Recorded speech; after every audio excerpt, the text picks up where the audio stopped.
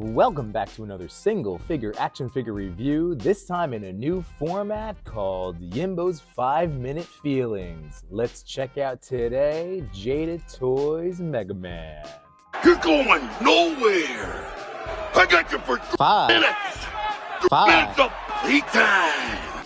I have a penchant for talking a lot, so I thought this would be a fun little challenge to see if I can give you all the updates, all of the interesting things that I'm discovering first time through, errors in wording and everything. So here we go, out of the packaging. He does look awesome. One little piece right there to snip away. Oh boy, I am such a fan of what Jada Toys has been doing with their Street Fighter work. I also have the Chester Cheetah figure, and he is just so much fun. Trying to get all these pieces out here. And yeah, you know what? I wasn't the biggest Mega Man fan growing up, but I was a fan. I played it. I was more of a Sega Genesis kid growing up, but I did play Nintendo games over at various friends' houses. And what's not to love about Mega Man? So here we go. Oh yeah. Oh yeah. So a little mark on his chin there. It's a little extra paint that, yeah, shouldn't be there based on the second head sculpt. But I'll be able to kind of scratch that or file that down. That is something that I do know that Jada Toys is still kind of dealing with, is occasional, again, smaller little QC type issues, but nothing crazy.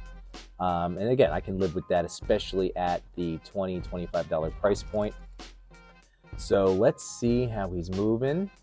I mean, right now it's like butter, just like with Chester Cheetah and my Street Fighter figures. All of them just move so well out of the box. Oop, all right, so a little careful bending that single jointed arm. There we go. Get some nice movement around. And then, yeah, just like on Chester Cheetah, get some really great crunch. It's not exactly soft, but just nice. I mean, it is soft, but yeah, he gets some great crunch. There is that lower, so you can feel in the underpants region over here, the torso moving around, so there is a little bit of give, but it's not squishy, but soft enough where you can move it around. But that's some really great crunch right there. So let's get him moving now, as we are 3 minutes into my 5-minute feelings. So single jointed, it all works so well. It's so great. Love it, love the movement, love it. You even get some nice ankle rockers here. That's really special. So you can really get these guys, all of these Jada Toys, into such incredible poses. They're so good for toy photography. All right, hands pop out nice and easy. Nice little open hand, well, open cupped hand, kind of, like so. Kind of looks like a thumbs up from this way. Hey, very nice. And then over here, we got the open hands. How's it going? Nice to see you. And then, of course, my son, who just got into playing, I think it's Mega Man 10 on my classic Super Nintendo.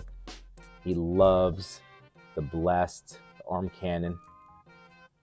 And yeah, have to have that in there. Oh, and that's neat. So it has the swap, but it does have a little articulation in there too.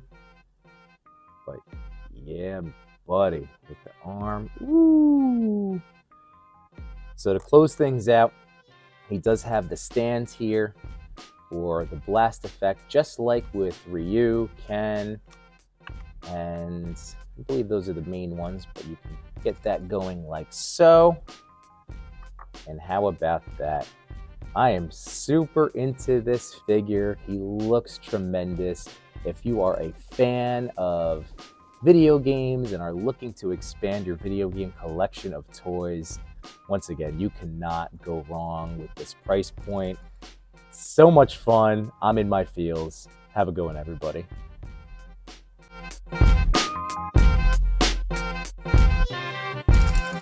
And because I knew I wasn't going to be able to stop myself at 5 minutes, real fast, here's a quick comparison of size. So there is a Wolverine. There's a female buck of Negasonic Teenage Warhead, if I think I said that right. And then, of course, the Pool Man himself. I wonder why I'm so excited to be having these figures nearby. But that's the SHF version.